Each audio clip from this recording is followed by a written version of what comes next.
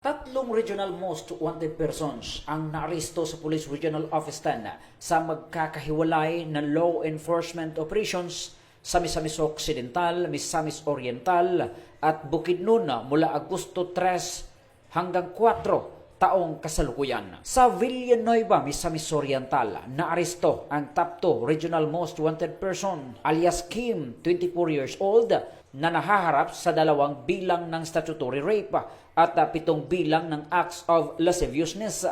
Batay sa investigasyon, inakusahan ang suspect ng umano'y sexual na pang-aabuso sa 2 niyang minor de edad na pamangkin.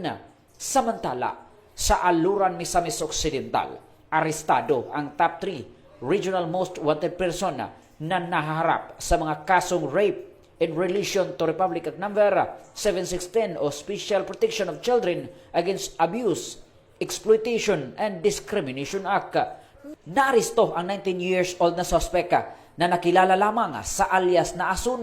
Ayon sa investigasyon, inakusahan siya paulit-ulit na sexual na inabuso ang isang minor de edad at umano'y tinakot ang biktima upang hindi magsumbong. Sa Malaybalay City, Bukidnon, timbog din ang top 6 regional most wanted person na siya ring top 2 provincial at top 1 city most wanted person.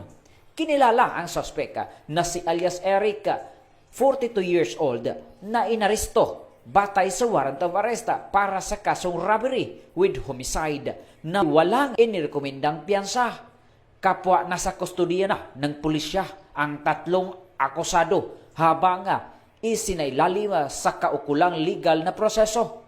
Patuloy namang pinaigting ng Police Regional Office 10 ang kampanya laban sa mga wanted persons upang matiyak na mananagot sa batas ang mga akusado at mapanatili ang kapayapaan at seguridad sa Northern Mindanao. Mula dito sa Campo Alagar, ako po ang inyong Police News Network correspondent mula sa Regional Public Information Office ng Police Regional Office 10, Corporal Joel Lazaro Subsuban, alagad ng batas, tagataguyod ng Balitang Pulis.